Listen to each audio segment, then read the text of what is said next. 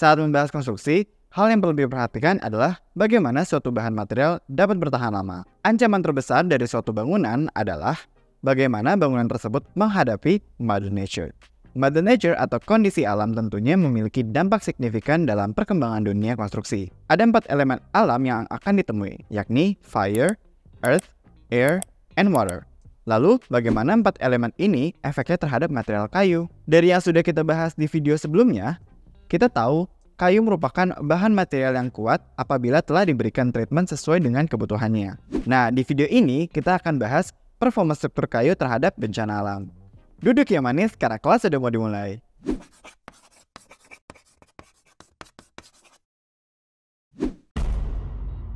Seperti yang kita tahu bahwa Indonesia dikelilingi garis tektonik yang dimana merupakan ring of fire yang meningkatkan resiko bencana alam seperti gempa bumi. Inilah mengapa pentingnya struktur bangunan memiliki kemampuan ketahanan terhadap gempa bumi.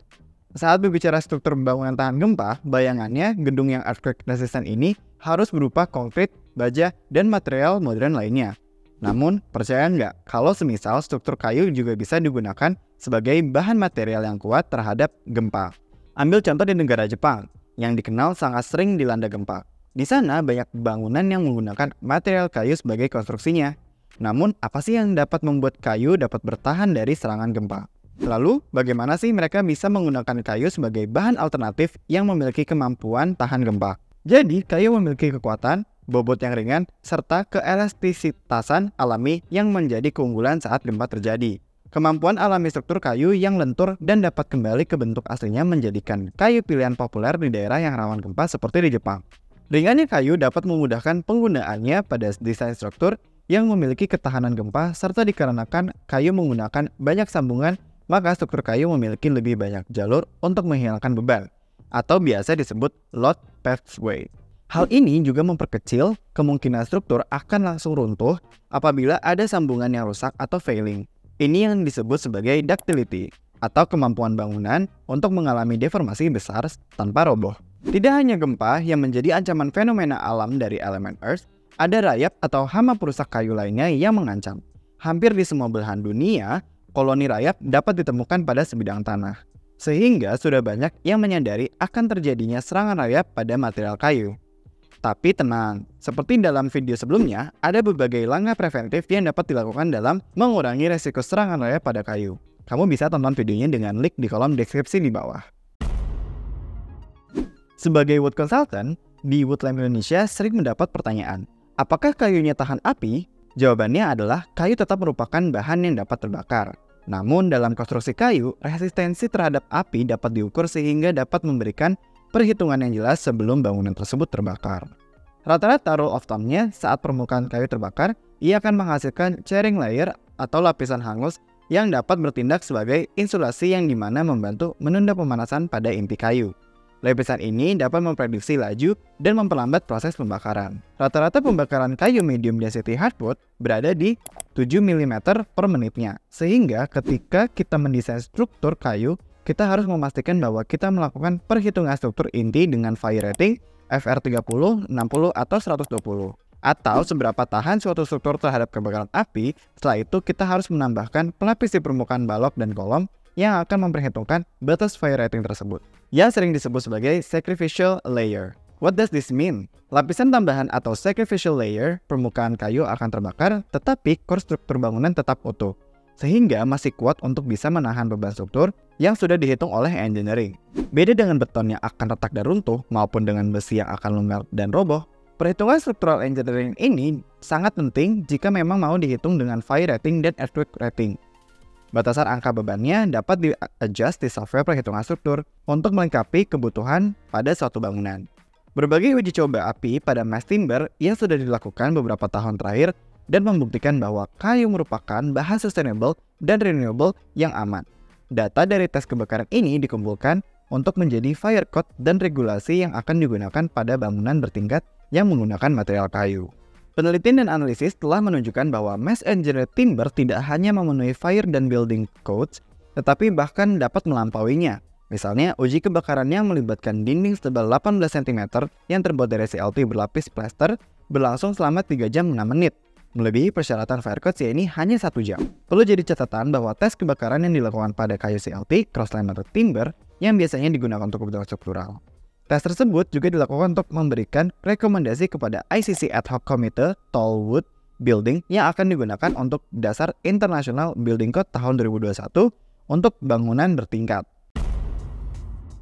Pada elemen air atau udara, kita bisa anggap fenomena alam ini termasuk juga ancaman dari UV sinar matahari. Jadi, sinar matahari itu merupakan salah satu penyebab kerusakan pada sejumlah material bangunan.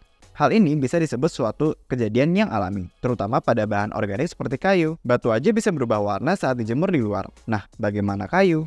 Jenis kerusakannya termasuk retak pecah rambut, elastisitas, perubahan warna, hingga kerusakan lainnya yang disebabkan dari kepekaan bahan tersebut dengan spektrum UV sinar matahari.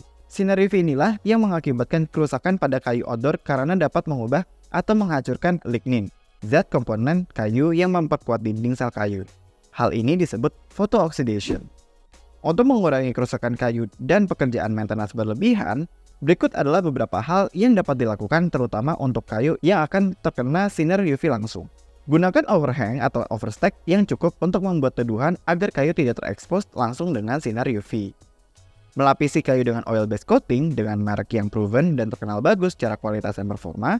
Coating dilakukan dengan 4 tahap coating: base coat, coating stain warna, coating warna, dan top coat. Melakukan maintenance dengan recoating 2-3 tahun sekali untuk meminimalisir kerusakan yang terjadi diakibatkan oleh sinar UV atau weathering. Selain sinar matahari, ada kelembaban udara yang dapat mempengaruhi kualitas kayu.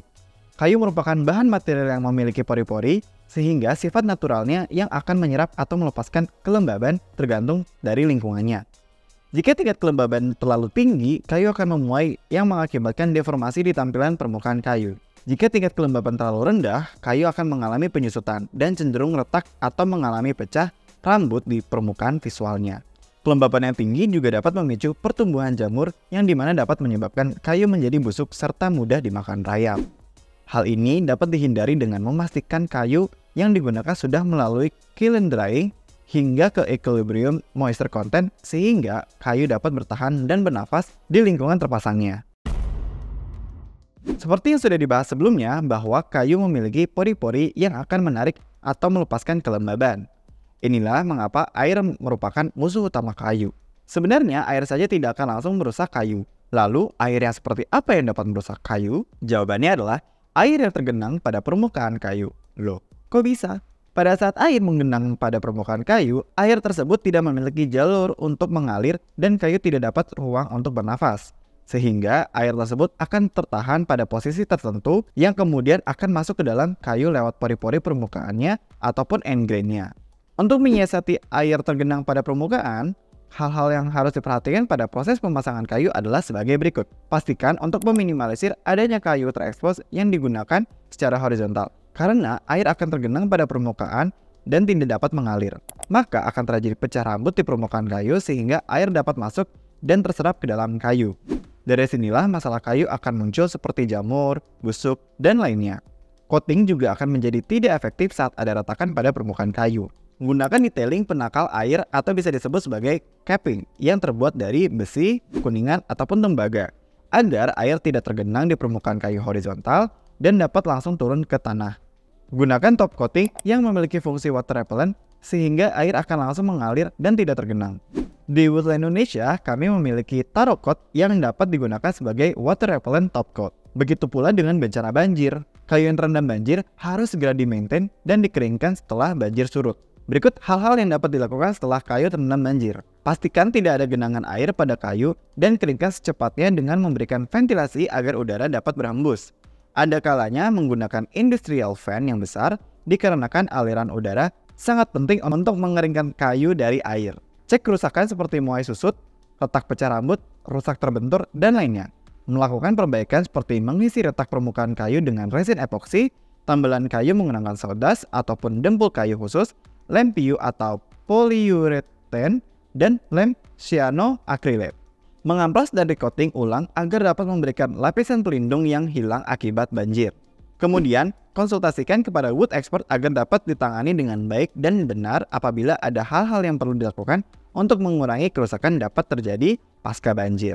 Meskipun struktur kayu memiliki kekuatan dan keunggulan dibanding bahan material lain, namun struktur kayu juga memerlukan desain, konstruksi, dan pemeliharaan yang tepat untuk meningkatkan ketahanannya terhadap api, gempa bumi, sinar UV, dan hujan. Dengan mengikuti building codes, bahan material pendukung dan coating yang cocok, serta melakukan inspeksi rutin dapat membantu memaksimalkan kinerja dan daya tahan struktur terhadap fenomena alam. Di video selanjutnya kita akan bahas wood maintenance. Jadi jangan sampai telat ya. Yang belum, juga bisa di kolom komentar. Dadah!